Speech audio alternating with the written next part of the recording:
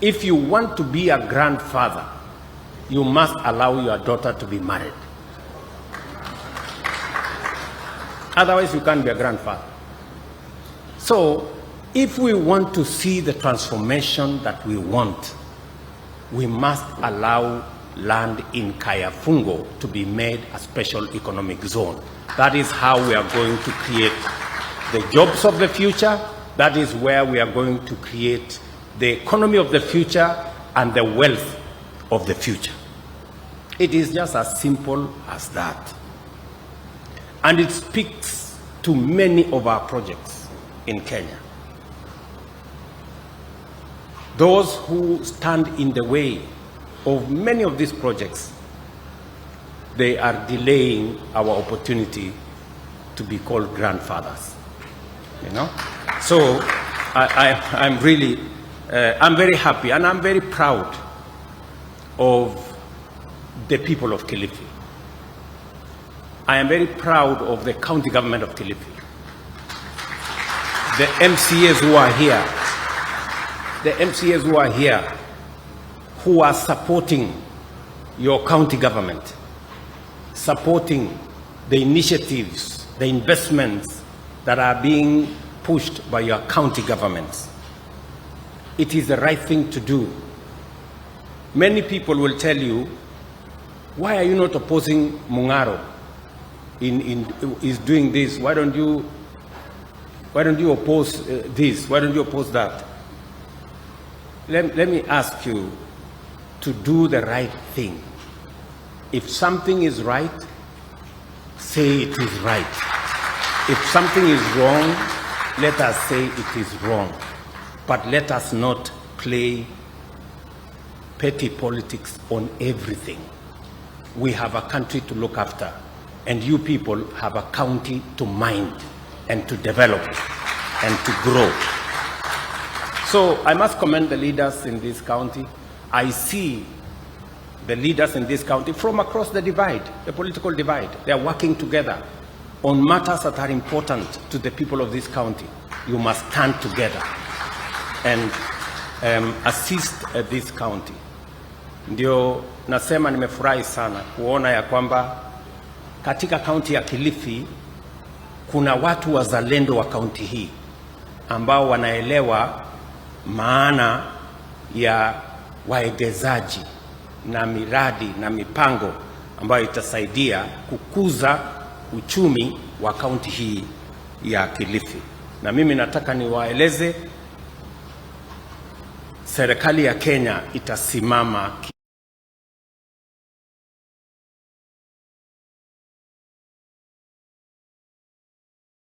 Nimekosa mahali pa kwenda. Nimekuja hapa makusudi because I have a duty to encourage. When people are doing the right thing, we must encourage them to do even better. So, muzidi na kufanya bidii hiyo. The indirect effects of these developments are felt across the economy, as I have said. Through our collective efforts, these infrastructure achievements are being transformed into opportunities that uplift communities and sustain livelihoods. Kilifi County has steadily evolved into a hub for thriving export processing zone. Notable farms include Nuts and More Processing, East Africa, which you all know, which employs 405 workers to process cashew nuts for export. For a very long time, we wanted an export facility, and we're going to support this company to make sure that it does more. Let me also inform the county government of Kilifi that we have resources in our commodities fund that can support seeds and growing of cashew nuts in Kilifi County. If you apply to our commodities fund, we want a partnership between the county government of Kilifi and the national government. We will support your new varieties, new investments in coconut growing that will help support the export of coconut economy in this county. We also have Kenya Tropical Sea Life EPZ right here in Kilifi that exports ornamental and exotic marine fish to many parts of the world. including in Dubai, right from Kilifi County here. Again, we will work together to see to it that we provide the necessary environment for the expansion of these facilities that already exist in this county, not to mention Fuhua Kenya EPZ Limited, that produces knitted fabrics and undergarments with 747 employees already here. And I am informed of their next phase of investment that will extend the number of employed staff to about 3,000 employees. When I was in China 2 years ago, we engaged this company. I am very happy that today in Kilifi there is an investment and the young people of Kilifi have jobs, and we are expanding our export into the global market. And also to mention the Mega Apparel Industries Limited, manufacturing woven clothing and providing jobs to 3,300 people, again here in Kilifi. It speaks to the opportunities that can be unlocked in Kilifi. These are just, but to mention a few. The EPZ facility that will now be created here in Vipingo, and the one that will be operationalized in Kayafungo will double the capacities that I have mentioned here significantly. And it also speaks to our overall plan, as was said by Minister Mvurya, what we are doing in Sagana, EPZ, what we are doing in Murang'a, EPZ, what we are doing in Nakuru, what we are doing in Eldoret, what we are doing in Busia, and what we will be doing in the other areas, including the one I mentioned day before yesterday in Taita Taveta County, including all the other facilities that we are working on. This is what we must do. We must work together as leaders to unlock the potential that exists in our country. To enhance local participation and increase the value of exported products, the government has initiated flagship EPZ facilities, I have said, in Busia, Eldoret, Murang'a, Kirinyaga, that are all over 90% complete in construction. And additionally, through the promotion of special economic zones, Kenya has listed or licensed 39 EPZs, with 10 located within the coastal economic bloc, whose initiatives are driving economic growth and creating jobs while strengthening Kenya's export capacity. And let me say this, ever since we had our EPZ in 1990, up to 2002, we had 13 investments. In the last 2 years, we have doubled those investments by another 11, and there are another 6 in the pipeline. And we are doing this intentionally because it not only creates jobs, but it also enhances our export capacity and making sure that Kenya plays in the right league. I am pleased and I commend Centum for the 2,000-acre special economic zone here in Vipingo, and I am confident that Centum PLC, a publicly listed company with over 36,000 shareholders, and Arise integrated industrial platforms will work together and unlock the true potential of the 2,000-acre special economic zone here in Vipingo. With construction scheduled to begin in early 2025, is that correct, my good brother Moria? Correct? The Vipingo Free Trade Zone is set to host over 200 industries across key sectors, including agro-processing, manufacturing, IT, logistics, green energy, and pharmaceuticals. And I want to encourage the minister to make sure that whatever hurdles stand in the way for that investment are removed so that we can unlock that potential and create jobs. This investment is projected to create at least 10,000 new jobs over the next few years, and this zone offers fiscal incentives, sustainable energy solutions, and state-of-the-art infrastructure empowering MSMEs and fostering local supply chains and advancing Kenya's industrialization agenda.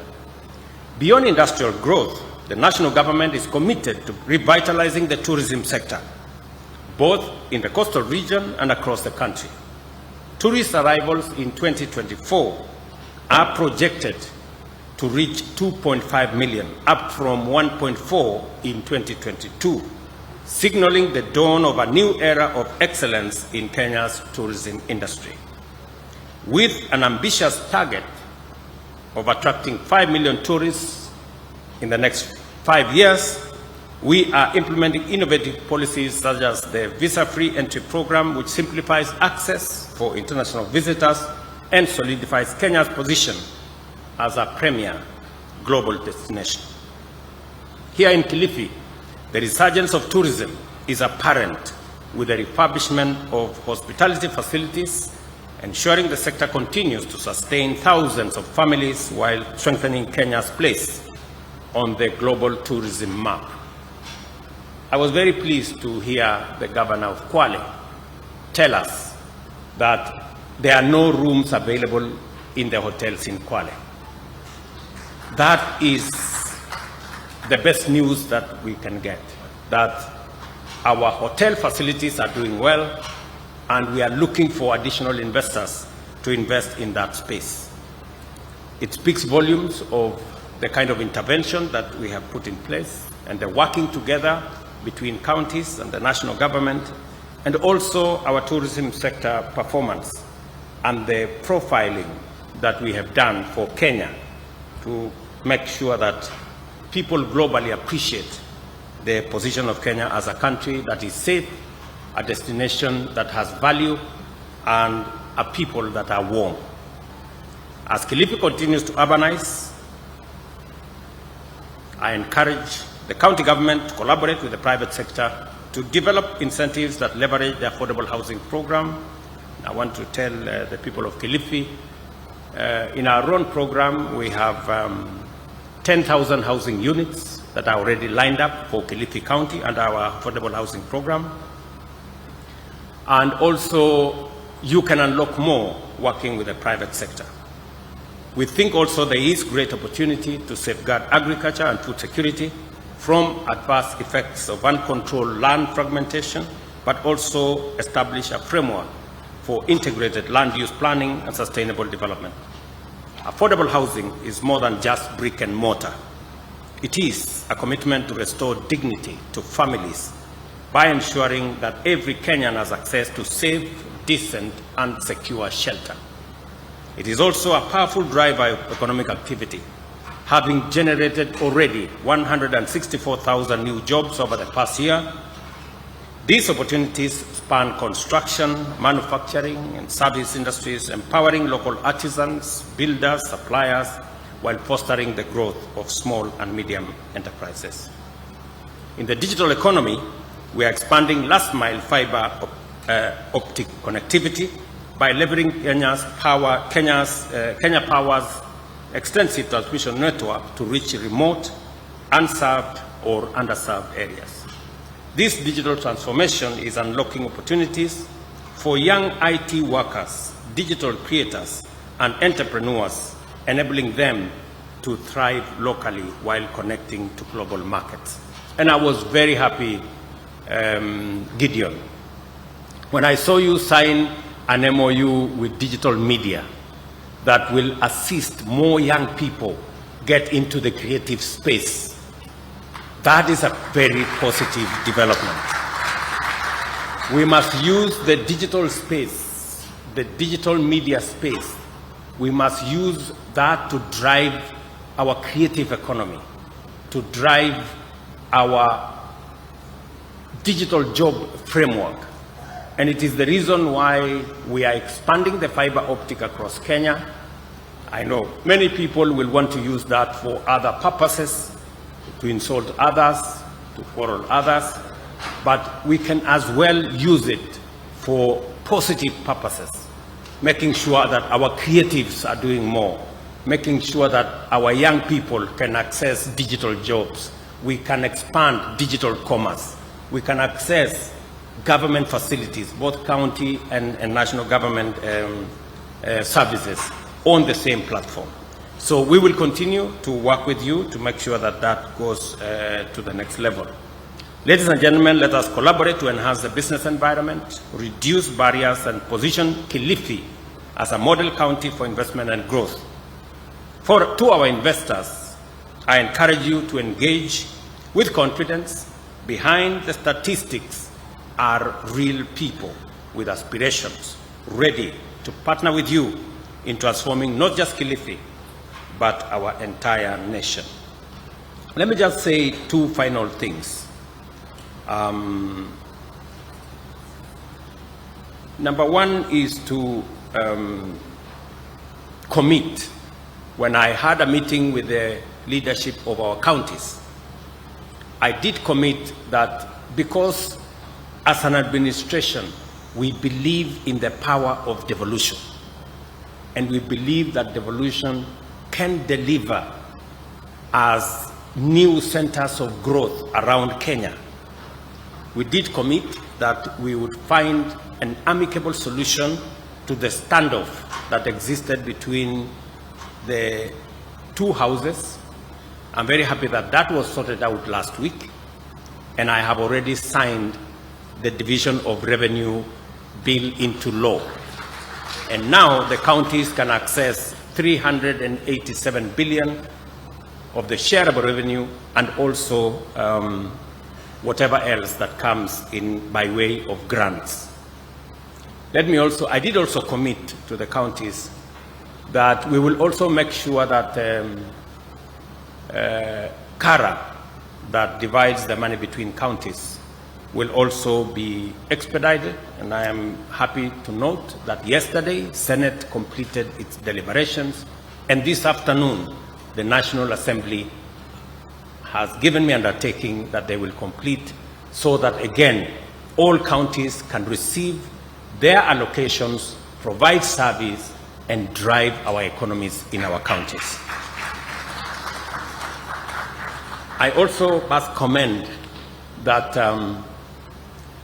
to be able to create an enabling environment, to be able to expand opportunity, attract investment, we must have a skilled workforce. And that's the reason why we must invest carefully in our education. Because we need the men and women to drive our industries. We need the men and women to drive our investment capabilities.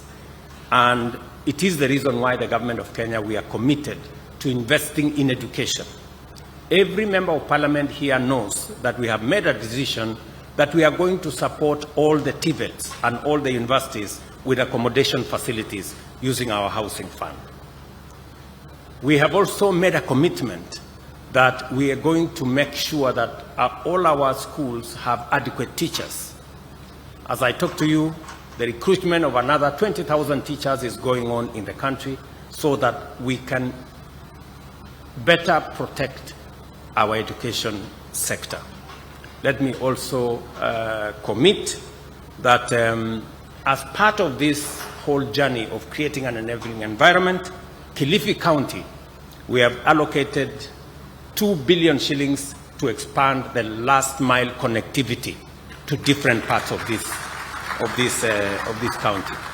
As part of our bigger plan to connect 460,000 homes in the next 2 years, and Government of Kenya is going to spend about 36 billion in that project, because we want to make electricity available so that industrialization, agro-processing, value addition can continue in different parts of Kenya with all the products that we produce, either from mining, from agriculture, and from all the other sectors. And I can proudly say that Kilifi is at the heart of our plan. Let me also say that when I was here, I made a commitment to the people of this county that we will also deal with the challenge of absentee landlords, because there are too many people who are living as squatters. That journey has begun. Hopefully, I did meet the leadership of the various counties in this coast, and there is just some small consultation that we need to complete. We have already identified Gaza Village in Kwale, Juda area in Kisauni, Mtangani and Kijiwetanga in Malindi as the first beneficiaries of the resources we are going to use to buy land so that we can settle squatters and make sure that we drive the possibility of eliminating absentee landlords. This will happen in the first quarter of next year, and I have an elaborate plan to make sure that we deliver on our commitment on making sure that we deal with the challenge of squatters in this coast province as we deal with it elsewhere in the Republic of Kenya. It is a good move so that our investors can also be confident that whatever investment they put in this country or in this region is safe, is secure, and is not subject to court cases and other matters that sometimes attend to this. Let me conclude my remarks by commending again the great people of this county for this very exemplary engagement with our investors, and to assure all the investors that are present here, that are coming soon, that we are going to move this together in the right direction. I know Kiswahili changu kidogo haifiki pale mahali pa Amazon Kingi ama hawa wangwana wa kutoka Mombasa. Changu kidogo ni cha bara, ni bara sio? So I will not attempt to make any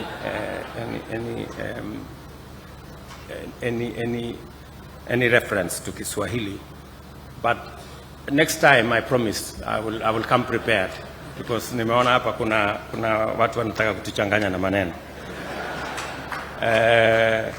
What I want to give you assurance is that we are going to transform this country. I am very confident. Kenya is going to change.